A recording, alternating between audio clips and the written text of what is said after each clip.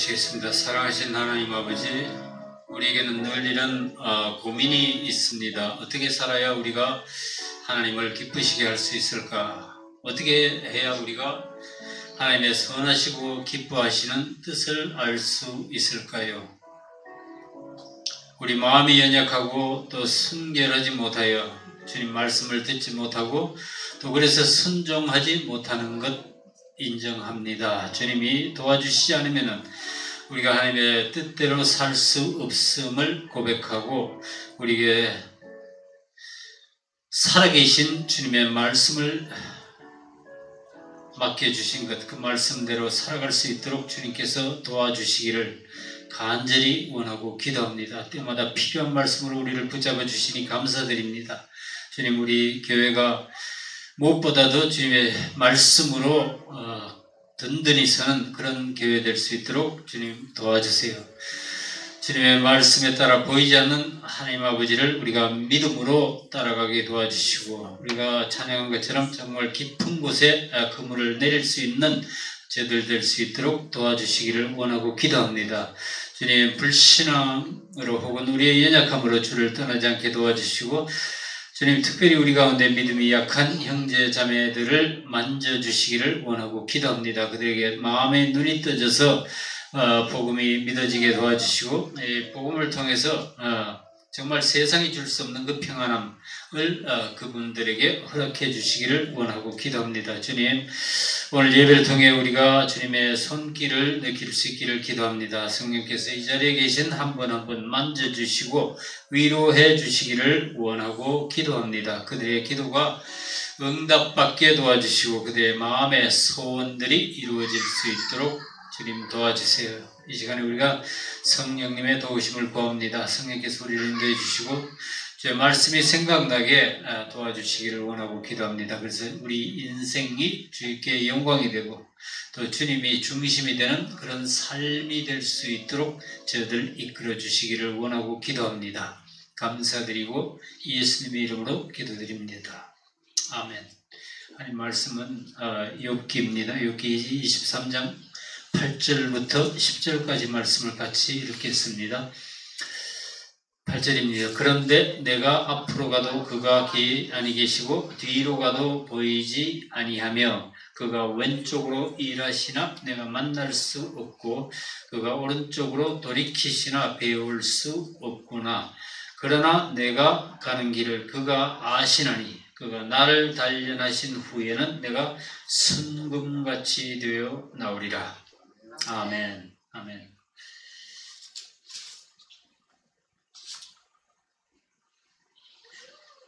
요즘 이 삶이 팍팍하고 여러 가지로 안 좋은 소식들이 참 많이 들어오는데 대신에 또 좀 가슴을 시원하게 하는 그런 기분 좋은 소식들도 뉴스도 많이 나오는 것 같아요. 그전에 어떤 18살 된 한국 청년이 여기 그 유명한 미국에서 그 피아노 콩쿠르이 있는데 거기서 우승을 하고 아주 의젓하더라고요. 우리 대한민국의 아들로서 정말 자랑스럽다는 마음이 들었습니다. 자, 근데 이 자존심 있죠. 자존심이란 말하고 자존감. 요즘 한국 경제 위상이 올라가면서 좀 한국 사람들도 이게 밖에 나가서 이 자존심이나 자존감이 상당히 높아진 것 같은데 자존감하고 자존심은 조금 다릅니다. 네. 말풀이는 비슷해요. 뜻을 풀어놓으면 그거나 비슷한데요. 우리가 실제로 쓰는 용례라 그러죠. 사용할 때 쓰는 그 경우가 조금씩 다르다는 것. 사실 많이 달라요. 먼저 이 둘의 공통점이라고 그러면은 자기 자신에 대한 긍정적인 생각입니다. 자기 자신에 대해서 좀 괜찮다고 생각하는 거죠. 그러나 자존감은 있는 그대로의 모습에 대한 긍정을 뜻하는 반면에 자존심은 어떤 경쟁 관계 속에서 타자와의 관계 속에서의 긍정을 의미합니다. 그래서 자존감이 높은 사람들은 모든 원인과 결과를 자신에게서 찾습니다. 그리고 일이 혹시 어그러질 경우에도 내 탓을 주로 해요. 반면에 자존심이 강한 사람들은 그 잘못된 결과 원인을 남에서 찾고 주로 남 탓을 많이 하는 경우를 볼 수 있습니다. 그래서 이 자존감이 좀 긍정적인 의미로 쓰이는데 반해서 자존심은 조금 부정적인 의미로 사용이 됩니다. 원래는 안 그랬는지도 몰라요. 근데 우리가 쓰면서 이렇게 구분하게 된 거 있죠. 하나님께서는 우리가 하나님의 자녀로서의 그 자존감은 지키고 대신 우리가 가지고 있는 자존심은 버리기를 원하십니다. 왜냐하면 우리가 자존심이 강할 때에는 속에서 이런 어떤 자기를 너무 좋게 생각하다 보면요 착각도 하고 가끔 자만심이나 오만이랄까 이런 마음이 솟아납니다. 그게 인지상정인 것 같아요. 오늘은 욥기를 여러분과 함께 공부하는 6번째 시간입니다. 이 욥의 세 친구들 중에서도 가장 논리적이고 권위적인 말을 한 이가 누구냐? 그 연장자였던 엘리바스입니다. 엘리바스는 어른답게 꼭 신학자처럼 조직적으로 욥의 잘못을 지적하고 회개를 권유합니다. 다른 친구들을 보면 빌닷과 소발이라는 사람이 있었죠. 그 사람들의 말을 듣보면 그냥 엘리바스의 말을 인용하거나 거기에다 약간 덧붙이는 정도에 지나지 않습니다. 근데 22장에서 우리가 읽어보면 엘리바스는 이 세 번째 라운드, 마지막 라운드, 그러니까 마지막으로 욥의 죄를 지적하고 회개를 간청하는 모습이 나옵니다. 그래서 이어서 23장에서 드디어 욥은 그 친구들로부터의 어떤 도움도 얻기를 포기하고 하나님 앞에 직접 자신의 결백함을 호소하기 시작합니다. 이거는 욥이 참 잘하고 있는 거라고 제가 지난주에 말씀을 드렸죠. 자, 내가 읽어보시면 그래요. 내가 어떻게 하면 하나님이 계신 처소로 나아가 그분께 호소하고 변론할 수 있을까? 하나님께서 나 같은 미천한 인간과 다투시기라도 하시겠는가? 대신 그분은 아마도 내 말을 들어주실 거다. 그분 앞에서는 정직한 자만 설 수 있은즉 나 같은 자는 반드시 무죄 결백이 드러날 거야. 그런데 내가 앞으로 가도 뒤로 가도 왼쪽으로 봐도 오른쪽으로 봐도 그분은 보이지를 않는구나. 이게 이제 앞에 7절까지의 말씀이죠. 여러분들은 이런 걸 읽으면 남의 얘기처럼 들리시지 않을 거예요. 우리도 얼마나 많은 경우에 욥처럼 출구가 보이지 않는 그런 시험 가운데에서 하나님을 찾고 기도하지만 어디에서도 하나님은 보이지도 않고 또 들리지도 않는 경우가 많습니다.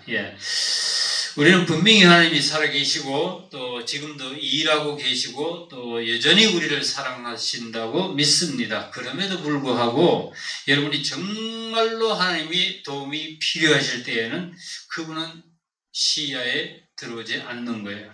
기도를 해도 음성이 들리지 않고 그분의 임재하심도 비록 그분이 우리 안에 계시다고 성령으로 와 계시다고 우리가 믿지만은 철떡같이 믿지만은 그럴 때에는 전혀 그게 느껴지지를 않습니다.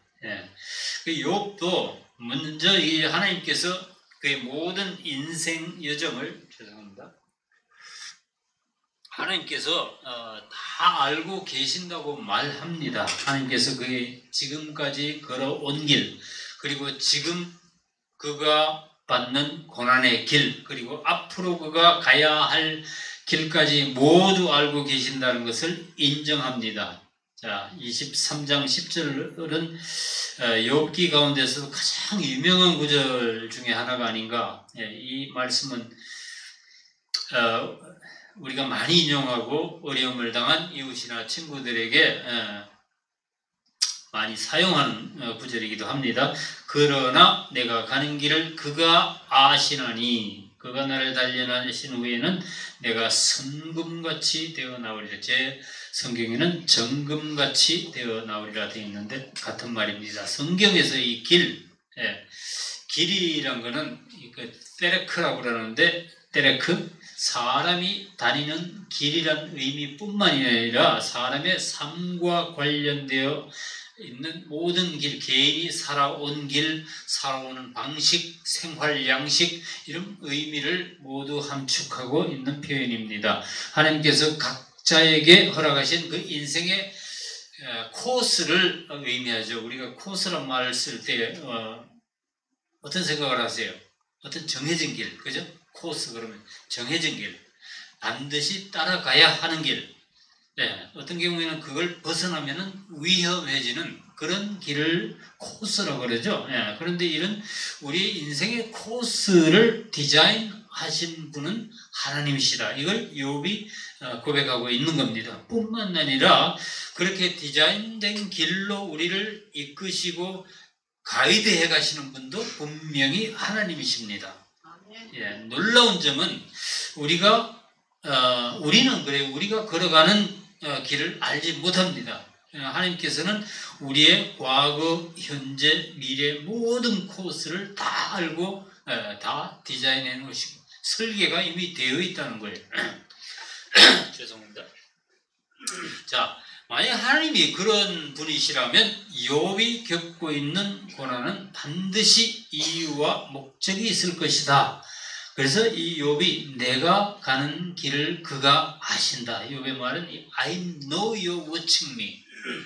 주께서 나를 눈동자같이 지켜보고 계십니다. 라는 이런 고백을 하고 있는 거예요. 그 고난을 통과한 그 길, 그 끝에서 욥은 하나님을 만날 소망을 가지고 있는데 이거는 그냥 막연한 희망이 아닙니다.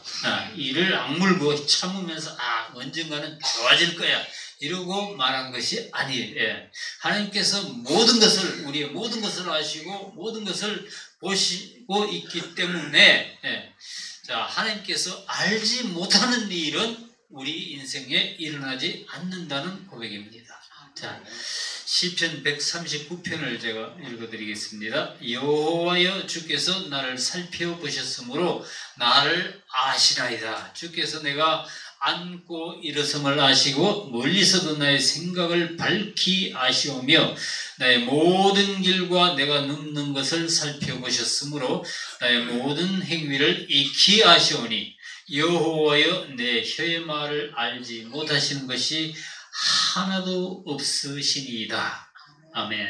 자, 이런 우리 하나님이 이런 분이시라는 거예요. 그런데도 욥은 하나님 앞에서 그 자신의 지금 당하고 있는 고난이 너무 크기 때문에 여전히 자신의 무죄와 결백을 이렇게 자신하고 있습니다. 그가 나를 단련하신 후에는 내가 선금같이 되어 나오리라.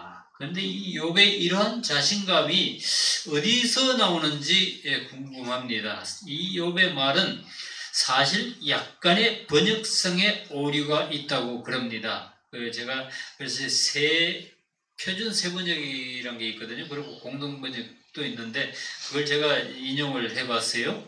이 표준 세 번역에서는 하나님은 내가 발 한 번 옮기는 것을 다 알고 계실 터이니 나를 시험해 보시면 내게 흠이 없다는 것을 아실 수 있어야만.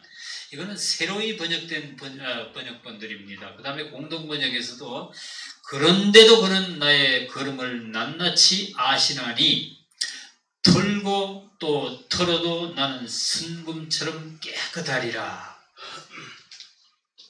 자, 하나님, 당신이 나를 아무리 탈탈 털어도 나는 먼지 하나 나오지 않을 겁니다. 나는 순금처럼 순전하고 깨끗한 사람입니다. 욥의 주장이 그런 거예요. 이제 여러분들의 욥의 말 가운데서 상당히 좀 불선하고 교만하게 느껴지지 않으세요? 그 이혜령 선생이 한번 이런 말을 한 적이 있어요. 기독교에서 가장 큰 죄악은 휴브리스. 이게 무슨 말이냐면 인간의 오만이다. 라고 그런 적이 있어요.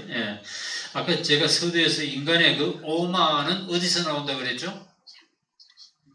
자존심에서 나온다 그랬죠. 자존심. 욥도 이게 바로 문제였던 것 같아요. 아마도 지금쯤은 여러분들 가운데서도 욥에게 엄청 실망한 분이 있으실 거예요. 사실은 그래요. 이 죄의 근본은, 모든 죄의 근본은 인간이 하나님의 자리에 앉으려는 그 오만한 마음에서부터 시작이 되고 있습니다. 자, 그러면 여러분들은 더 이상 이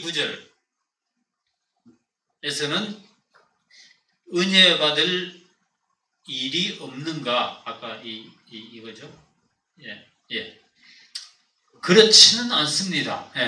결론적으로 말씀드리면은 여러분이 이 말씀을, 만약에 여러분들이 이 말씀을 이해하시기를, 우리도 욥처럼 고난을 이기고 정금같이 되어서 나올 것이다 라고 믿어도 전혀 문제가 없습니다. 여러분이 그렇게 믿고 이해해도 전혀 어떤 손해가 날 일도 없습니다. 자, 여러분들이 오해하는 것 중에 하나는요, 하나님의 일에도 어떤 정해진 공식에 맞아야만 기적이나 치유나 기도 응답이 온다고 생각하는 겁니다.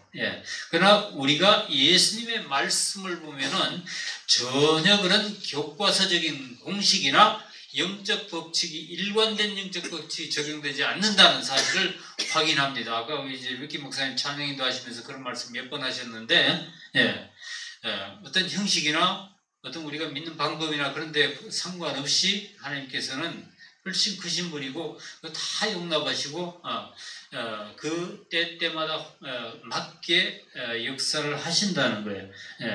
옛날에 저도 그런 일이 있었지만 약이 부족했던 옛날에는 그 애들이 사실 기적적인 치유를 많이 경험합니다.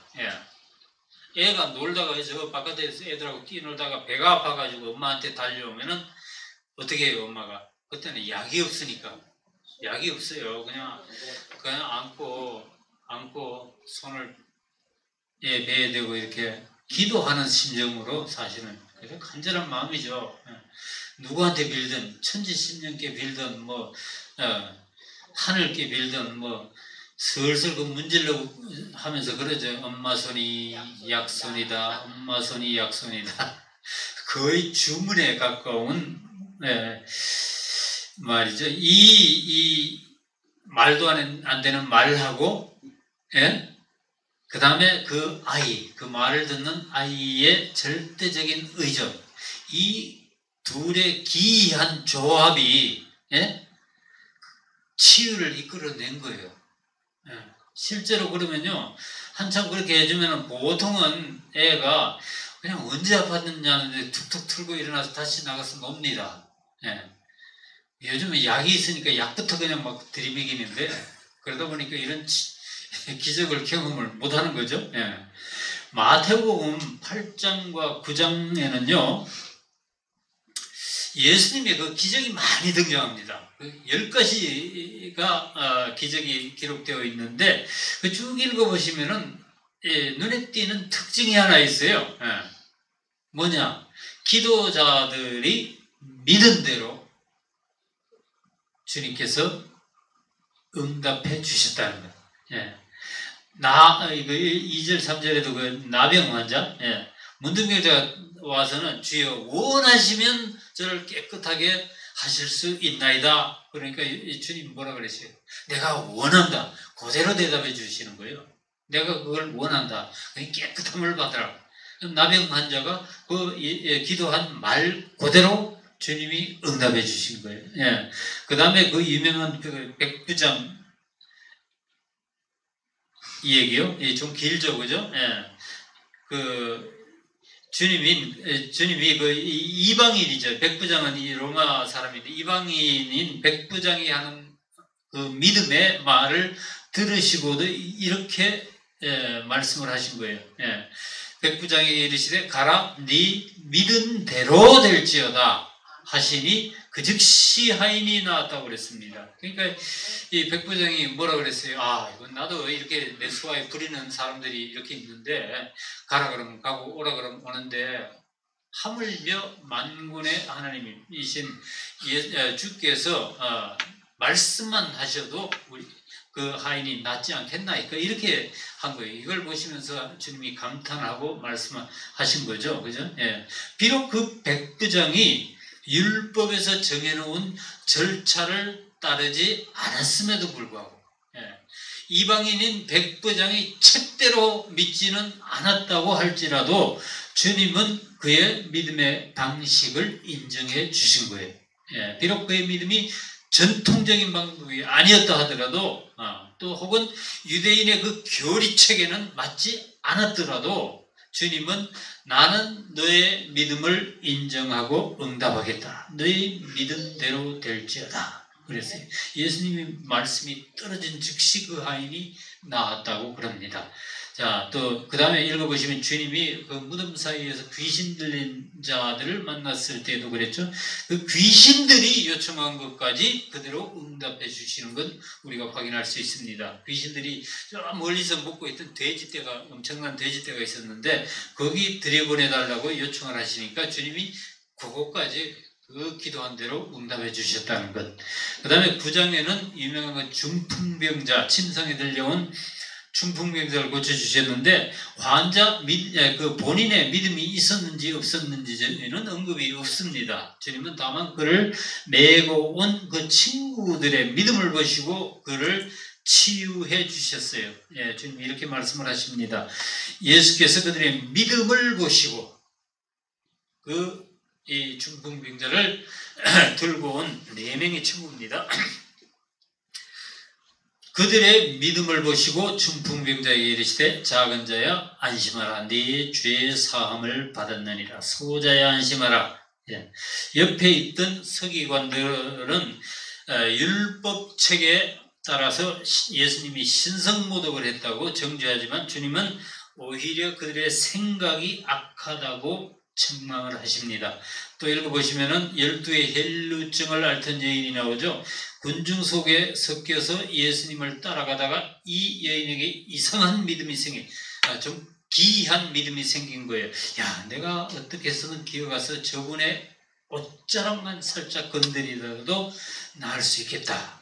그러고는 그냥 사람들 사이를 비집고 들어가서 그 주님의 옷자락 끝을 손가락으로 탁 건드렸습니다. 그 순간에 주님이 그 여인의 행동을 알아차렸어요. 그래서 이렇게 말해요. 예수께서 돌이켜 그를 보시며 이르시되 딸아 안심하라. 네 믿음이 너를 구원하였다 하시니 여자가 그 즉시 구원을 받으니라. 자, 이것도 유대인들의 교과서에는 없는 믿음이죠. 율법대로 하면은 그 여인은 맞아 죽을 뻔한 짓을 한 거예요. 율법으로는 그 여인은 부정한 자였고 더구나 예수님과 주위의 모든 사람들을 다 부정하게 만든, 부정한 자를 터치하면 그것도 부정해지니까. 그러나 주님은 그 여인에게 치유와 구원을 동시에 선포하십니다. 자, 후에도 보면은 주님이 그를 따라오며 소리치는 두 소경을 고치실 때에도 이렇게 말씀을 하시죠. 예수께서 그들의 눈을 만지시며 이르시되 너희 믿음대로 될지어다. 자, 주님은 여러분들의 각자 그 고유한 믿음의 방식을 존중하십니다. 여러분들이 무슨 장로교 믿음을 가졌든 침례교 믿음을 가졌든 오순절 무슨 은사주의자이든 비록 안식일교 믿음을 가졌든 그거는 예수님께는 별로 중요하지 않습니다. 중요한 것은 여러분들이 예수님을 구원자요 치유자요 또 자신을 구해줄 이로 믿고 구하느냐, 믿고 기도하느냐, 그게 중요한 거예요. 형식은 별로 중요하지 않습니다. 자, 이런 생각을 전제로 하고 오늘 본문을 좀 전통적인 해석대로 다시 한번 읽어보겠습니다. 그러나 내가 가는 길을 그가 아시나니 그가 나를 단련하신 후에는 내가 순금같이 되어 나오리라. 정금같이 되어 나오리라. 이 구절이 아까 말씀드린 대로 명백한 오역임에도 불구하고 전체적으로 쭉 문맥을 읽어보면은 이걸 이렇게 번역하는 게 아니고 아까 그 공동번역이나 표준번역으로 번역하는 게 맞습니다. 자, 그럼에도 불구하고 사실 이 말씀은 고난 가운데 있는 많은 이들에게 소망을 주고 그들에게 끝까지 어려움을 견딜 수 있는 힘을 줍니다. 어떤 경우에는요, 잘못 번역된 성경 구절을 믿는 사람이 기적을 경험하는 일도 있어요. 여기에서 단련이라고 쓴 말은 그 쇠를 불에 달구어서 불리는 과정을 말하는데 다른 말로는 우리가 재련이라고도 그러죠. 요즘은 그런 걸 갖다 재련소라 그러죠. 재련소. 그거는 뭐 아마 그 제품할 때 제자를 써가지고 좀 매니팩처링을 하니까 그렇게 쓰는 것 같아요. 근데 옛날에 대장간에서 그 풀무불을 막 이렇게 불어가면서 이게 달구고 치고 하는 걸 얘기할 때는 아마 단련이란 말이 더 맞는 것 같아요. 그러니까 쇠를 풀무불에 넣어서 벌겋게 불린 다음에 꺼내서 그것이 식기 전에 마구 두드립니다. 그러고는 다시 불에 넣었다가 꺼내서 또 때리는데 대장장이 옆에 보면요 이런 일을 여러 번 반복합니다. 이유는 그래야만 쇠가 단단해진다는 거예요.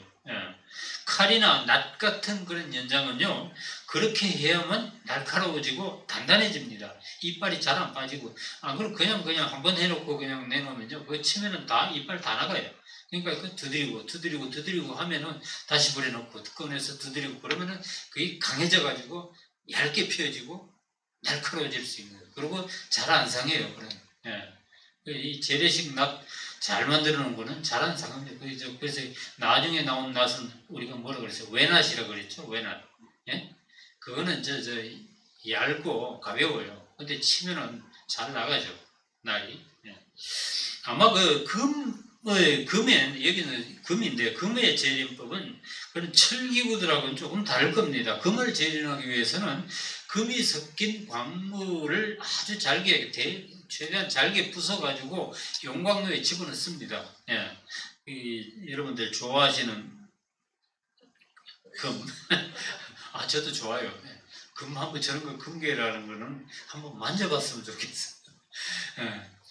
자, 이 금은 섭씨 1000도에서 1600도 사이 그 이상의 그 뜨거운 용광로에서 다른 모든 광물질들이나 찌꺼기를 다 제거하고 나서 바닥에 가라앉는 게 이게 금이에요.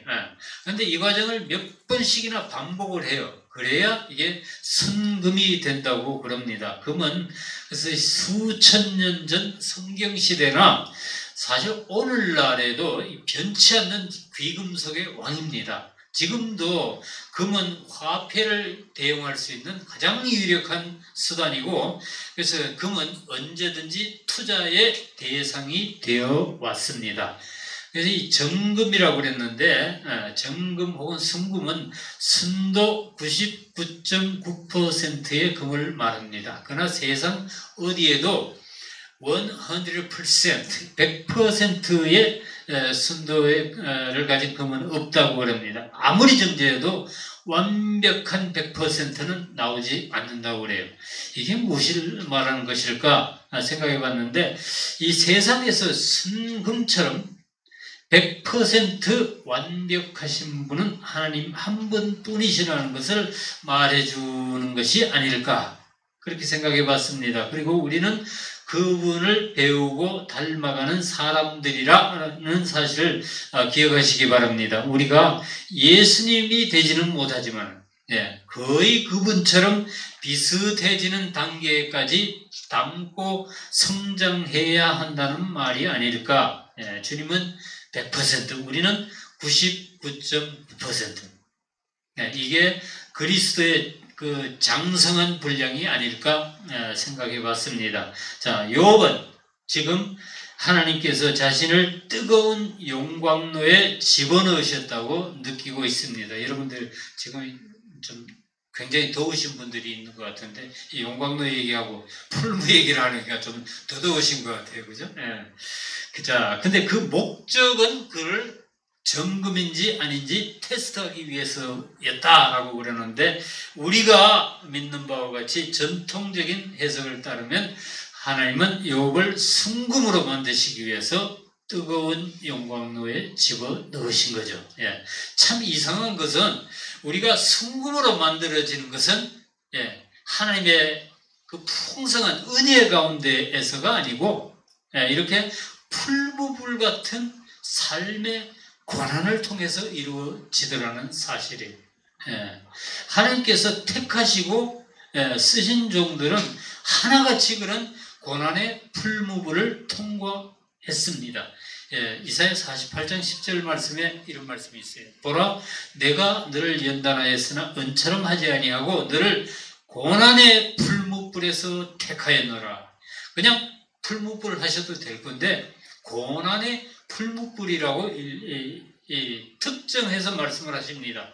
그래서 구약 선지자들 이사야나 예레미야나 에스겔이나 다니엘이나 호세아나 쭉 보시면은 모든 하나님의 종들이 하나님의 그런 연단을 받았습니다. 이사야는 어땠어요? 하나님의 그 예언의 성취를 보여주기 위해서 3년 동안이나 신발도 벗고 옷도 벗고 거리를 돌아다녀야 됐어요. 3년 동안이나. 하나님께서 예루살렘 백성에게 이스라엘이 그렇게 벗겨져서 포로가 될 것이라는 것을 상징적으로 보여주시기 위해서였어요. 눈물의 선지자 예레미야는 어떻습니까? 하나님의 예언을 전하다가 몇 번씩이나 죽을 뻔하고 구덩이에 던져지고 결국은 그 예루살렘의 멸망을 눈으로 목격하고 울면서 다닌 선지자예요. 에스겔은 어때요? 예루살렘이 멸망하고 하나님의 성소가 파괴될 것을 예언을 하는데 하나님께서는 하필 그 에스겔이 가장 사랑하는 그 아내의 죽음을 통해서 백성에게 데몬스트레이트해라, 보여주라고 말씀을 하십니다. 인자야 내가 네 눈에 기뻐하는 것을 한번 쳐서 빼앗으리니 이렇게 말씀을 하셨죠. 얼마나 참 말도 안 되는 명령을 하시는 것 같아요. 근데 그 아침에 일어나 보니까 정말 아내가 죽어 있는 거예요. 하나님은 그가 아내를 위해서 슬퍼하거나 울지도 못하게 하시고 장례식도 치르지 못하게 하셨습니다. 자, 또 다니엘은 어때요? 다니엘 여러분들 보시기에 아주 영광받고 아주 고상하게 잘 사는 것 같죠? 어려서부터 포로가 되어가지고 바벨론으로 끌려간 후에 육식을 거부하다가 죽을 뻔했죠. 그 다음에 그 친구들은 풀무불에 던져지고, 그는 또 나중에 어떻게 사자굴에 던져지기도 했습니다. 호세아는 어땠어요? 하나님을 버린 그 이스라엘 백성을 상징적으로 시연하게 하셨는데 하나님께서 음란한 여인 고멜을 데려와서 아내로 삼고 아이 셋을 낳는데 그러고 나서 아내가 또 바람이 나서 도망가서 사창가로 가버린 거예요. 그래서 하나님께서는 그에게 몸값을 싣고 가서 다시 그녀를 사와서 사랑해라. 그러고 명령하십니다. 네가 저 여인을 사랑해라. 그러고 명령을 하세요. 이게 하나님이 택하신 종들의 인생이에요. 풀무불 같은 인생이에요. 자, 신약 성경에서 보면 하나님의 아들 예수 그리스도의 삶은 정말 고난의 절정이라고 할 수 있죠. 히브리서 5장의 말씀 보시면 이 말씀을 이렇게 요약해 놓으셨어요. 예수님의 인생을 이렇게 말씀합니다. 그가 아들이시면서도 받으신 고난으로 순종함을 배워서 온전하게 되셨은즉 자기에게 순종하는 모든 자에게 영원한 구원의 근원이 되시고, 이 말씀은 예수님께서 하나님의 아들이시지만은 고난을 받으셨다, 고난을 통해서 순종함을 배우셨다고 이렇게 말씀을 하십니다. 사도 바울의 경우는 뭐 두말할 필요도 없죠. 뭐라 그랬어요? 5번 매맞고 3번 패장으로 맞고 한 번은 돌로 맞고 죽을 뻔했죠. 평생 보면 맞고만 산 것 같아요. 예. 3번 파선하고 강도의 위험, 동족의 위험, 시내와 광야의 위험, 바다의 위험, 자지도 못하고 줄이고 목마르고 춥고 헐벗었다 이렇게 기록합니다. 이게 바울의 인생이에요. 예. 우리는 아마 이런 것들 중에 한 개라도 이런 일이 닥치면 그냥 다 버리고 그냥 주랭랑을 칠 건데, 예. 자, 하나님이 아무 대가도 없이 그들의 이름을 그렇게 영화롭게 하신 게 아니에요. 예. 그런데 이런 풀무불을 통과한 자들은 하나님 앞에서 그렇게 성금이 되는 축복을 받습니다. 예.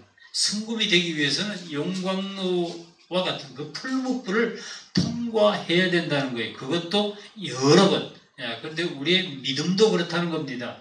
정금 같은 믿음은 이런 불시험을 통과해야만 나옵니다. 네. 그리고 우리는 본능적으로 이 고난은 피하고 형통을 추구하죠. 예. 근데 이 세상에서 잘 먹고 잘 살고 아무 어려움 없이, 예, 아무 고통 없이 사는 것이 형통이라고는 성경에서는 그렇게 말씀하지 않습니다. 우리는 그렇게 말할지 몰라. 예. 이걸 형통이라고 믿는 사람들이 이제 그 기복주의자들이죠. 그런 이론을 세우는 게 이제 번영복음, 프로스페리티, 말이 안 들어요. 이 번영복음인 거예요. 예. 프로스페리티 가스펠. 예. 여러분, 예. 창세기 39장에 보면요, 형통이라는 단어가 여러 번 나옵니다. 누구겠어요? 요셉이죠. 요셉이 얘기해요. 요셉이 인생이 어느 모로 보아서 형통한 인생이라고 말할 수 있겠어요? 예? 형들의 그 질투 때문에 광야 구덩이에 던져져서 죽임을 당할 뻔했죠. 예. 겨우 어떻게 이 목숨을 구해서 이집트에 노예로 팔려갑니다. 죽이려고 그러다 보니까 형들이 죽이려고 그랬는데 처음에는 요거 죽이는 것보다 차라리 팔아버리면은 돈도 좀 생기고 그게 오히려 낫지 않냐. 요 못된 형들이 이렇게 생각한 거예요. 예. 그래서 이제 이집트에 그 노예로 팔려갔는데 거기서 조금 잘 나가는가 싶었는데 이번에는 주인의 아내를 성추행하려 했다는 누명을 쓰고 감옥에 갇힙니다. 그렇게 보낸 세월이 몇 년이요? 무려 13년이에요. 예. 이런 걸 여러분들이 형통한 인생이라고 말할 수 있겠어요? 예. 그러나 성경은 특별히 그 창세기 39장에서는 그걸 형통이라고 기록합니다. 여러 번 반복해서 나옵니다. 예. 그 이유는 단 한 가지. 예. 여호와께서 그와 함께 하셨기 때문에. 예. 여호와께서 요셉과 함께 하셨기 때문에 그는 종살이를 할 때에도 형통했고, 예. 감옥살이를 할 때에도 형통했고, 애굽의 국무총리가 되었을 때에도 형통했습니다. 그 말은 이 요셉이 고난의 풀무불을 통과할 때까지 주님께서 그와 함께 하셨다는 거예요. 예, 저와 여러분들도 똑같습니다. 아무리 어려워도 정말 그 사드락 메삭 아벳느고와 같이 풀무불 가운데 던져진 것 같더라도 거기에 또 한 분이 계셨잖아요. 예수님이 함께 계신 거예요. 예. 요업에게 그러면 이 마지막까지 왜 이 요업 같은 그 정말 괜찮은 사람이 이 풀무불에 던져졌어야 했는가? 마지막까지 남아있던 찌꺼기, 혹시 그 불순물, 그 99.9%가 되지 못하는 그 불순물이나 찌꺼기는 무엇이었는가? 제가 생각하기에는 그의 자만심이었습니다. 예.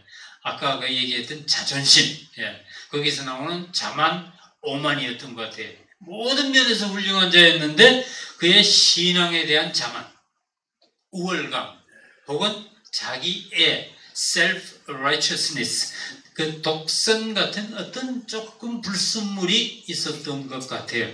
하나님께서는 그를 풀무불에 넣었다 뺐다 하시면서 요백에 붙어있는 그 찌꺼기들을 다 제거하신 겁니다.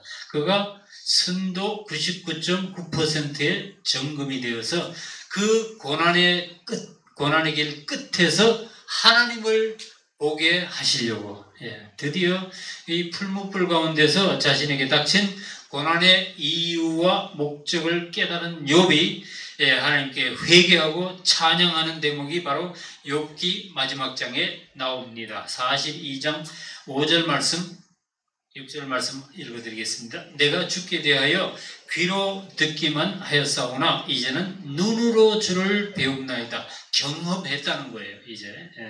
그러므로 내가 스스로 거두어드리고 티끌과 재 가운데서 회개하나이다. 거두어드린다는 말은 자기의 그동안 자랑했던 것, 자기의 자만심 그런 것들 다 취소합니다. 이 영어로 보시면은 I despise myself. 내가 했던 것, 내 자신을 멸시합니다. 그리고 제 가운데 회개합니다. 그런 뜻이에요. 자, 욥에게 그런 풀무불에 넣어 제거해야 할 불순물이 있었다면은 저와 여러분들 우리 같으면 오죽하겠습니까? 우리 그리스도인들은 선도 99.9%의 정금이 될 때까지 하나님의 불시험을 통과해야만 할지도 몰라요. 우리는 그 1600도의 용광로에 들어갔다 나왔다 하면서 수천 번 두드려 맞아야 정금 같은 순수한 믿음을 가지게 될지 모릅니다. 그 두드림을 당하는 그 고통조차도 하나님의 은혜고 축복이라는 걸 여러분들이 좀 그럴 가능성이 있다 정도까지만이라도 좀 이해하고 가셨으면 좋겠어요. 근데 혹시 고난 가운데 있더라도 너무 걱정하지 마세요. 고린도전서 10장 13절 말씀을 보시면 그 시험은 우리가 감당할 만큼만 주신다고 약속을 하십니다. 읽어드리겠습니다. 사람이 감당할 시험받기는 너희가 당한 것이 없나니 오직 하나님은 미쁘사 신실하사 너희가 감당하지 못할 시험을 당함을 허락하지 아니하시고 시험 당할 즈음에 또한 피할 길을 내사 너희로 능히 감당하게 하시느니라. 아멘. 자, 오늘날 그 팬데믹과 전쟁과 또 이 경제적인 그 우울한 소식들은 우리가 지금 고난의 풀무불을 통과하고 있다는 사실을 보여주는 것 같습니다. 우리 집은 괜찮아. 나와 내 식구는 의식주에 걱정이 없으니 괜찮아 하실 분들도 있을 수 있겠지만은 내 형제나 내 이웃이 또 내 나라가 고난 가운데 있으면은 나도 역시 그 고난의 배를 함께 타고 있는 겁니다. 앞으로 이 세상이 어떻게 될지 아무도 모릅니다. 그러나 믿음 있는 사람은 두려워할 일은 전혀 없어요. 인생은 꼭 어떤 긴 터널을 지나는 것과 같습니다. 가끔 이렇게 빛이 비치고 늘 터널로 지난 것 같아요. 근데 그 터널이라 하더라도 이 터널이 동굴과 다른 점은 뭐냐면 동굴은 들어갈수록 어둡고 캄캄하고 끝이 없지만은 터널은 끝이 있습니다. 여러분들이 고난의 굴 속에 있는 느낌이라도 그래서 놀라거나 두려워하지 마시기 바랍니다. 좌절하지 마시기 바랍니다. 우리가 그 고난의 터널을 벗어날 때에 우리는 하나님을 찬양하지 않을 수가 없을 거예요. 하나님께서 이런 목적으로 나에게 고난을 주셨구나. 나를 이렇게 변화시키려고 나를 이런 사람이 되게 하려고 하나님이 내게 원하시는 모습이 이런 것이었구나 라고 감탄할 것입니다. 자, 모든 형태의 고난을 통해서 하나님은 우리를 더 높고 더 깊은 영성으로 인도해 가실 겁니다. 이 고난을 통해서 그리스도를 더 깊이 만나고 교제할 수 있는 저와 여러분들이 되시기를 주님의 이름으로 축복하고 기도합니다. 함께 기도하시겠습니다.